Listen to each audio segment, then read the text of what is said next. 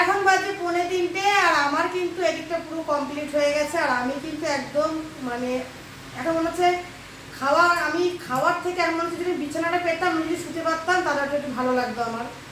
যতটা সোজা মনে হয় ভিডিও ততটা সোজা না, অনেকটাই কঠিন। তো দেখো এই যে থালা সাজানো হয়ে গেছে। কে কি আছে এখানে আমি বলে দিই।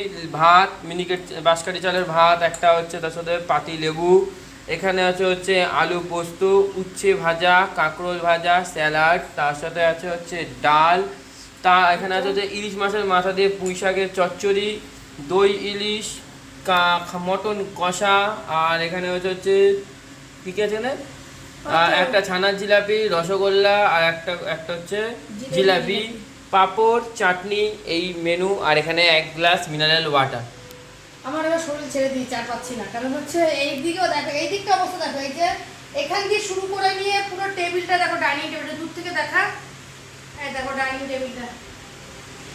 যাই হোক, এদিকের ভিডিও শুট তো আমার কমপ্লিট হয়ে গেছে। এবার ডাইনিং টেবিল পরিষ্কার করবো আর খাবার মানে ভাত ঠাত বাড়বো, ভাত রেডি করবো। আমাদের খেয়ে উঠতে উঠতে 3:30 বেজে যাবে, পারতে দেরি হলে। এখন হচ্ছে আমাদের খাওয়া দাওয়ার ভিডিও হবে, ওই দিকটা একটা ভিডিও আছে, ইউটিউব ভিডিও হবে, আর ফেসবুকে তোমরা যেটা দেখো ভিডিওটা হবে।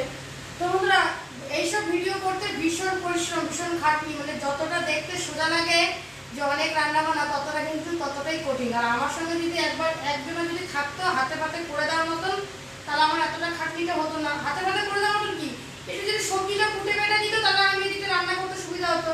যেহেতু আমি একলা পড়ে গেছি, আমার এসব একলা সামলাতে হয়। যাই হোক, এখন এবার আমরা খেতে বসবো। এই যে টেবিলগুলো পরিষ্কার করবো, করে খেতে বসবো। চলো খাওয়া দাওয়া করি। না এত কিছু করার পরে না বন্ধুরা, আমার খাওয়ার কোনো মুড থাকে না, কোনো মুড থাকে না খাবার আমার। তো চলো এবার খাওয়া দাওয়া করে নিই।